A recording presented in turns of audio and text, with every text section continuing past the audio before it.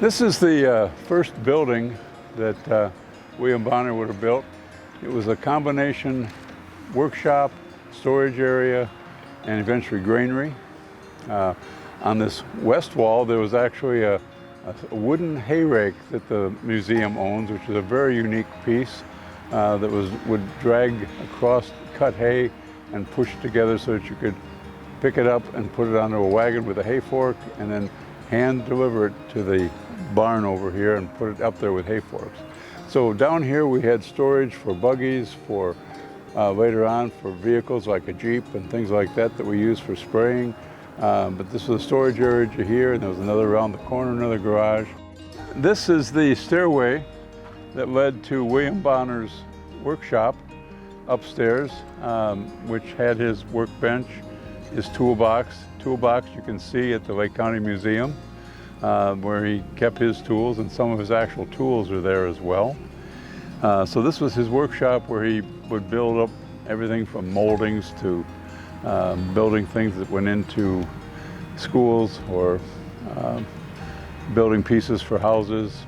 Anything he had to do that was smaller work would be done here. The trees were cut down, and Millburn had several mills. They had grain mills on Mill Creek. They had lumber mill, as well as, even though it's a bypass today, they had doctors, they had stores. It was a growing town in the 1840s, 50s, 60s. This building was apparently William's first building. It was a granary in here, a workshop overhead, and a storage area out in front. This first beam, if you look at it, has got a square cut dowel hole in it for a partition to come down.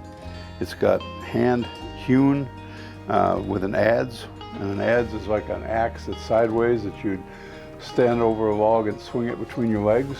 So you had to square off these beams from a round tree. So these are original trees that grew on this farm and were harvested 170, 180 years ago by William Bonner to put in here.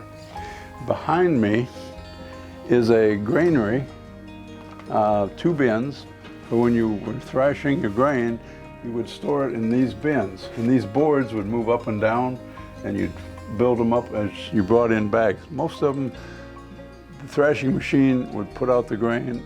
Young men would carry bags that would weigh somewhere between 80 and 100 pounds on their shoulder, bring them in here and dump them. Somebody would push it all the way to the back if it was getting full, and you would fill it up to about here with wheat, oats, feeding the horses and the cattle. And of course, the nice thing about these bins is once you shoveled it in, you had to shovel it out. So these were the grain bins, this was the grain storage units, and that's how much they would have had in the 1860s, 1870s.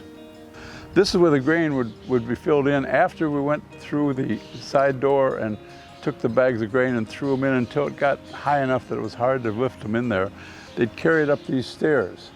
So picture, if you will, you got an 80 to 100 pound burlap bag that you got from the thrashing machine that was brought here on a wagon. You picked it up on your shoulder, you carried it up these stairs, and one of the holes would be open, and you would dump it in that hole, and so you would fill the grain bin up to almost the very top, maybe leaving 2 feet at the top so you could get in to dig it back out, and carry it back down these stairs and over to feed your cattle or over to feed your horses.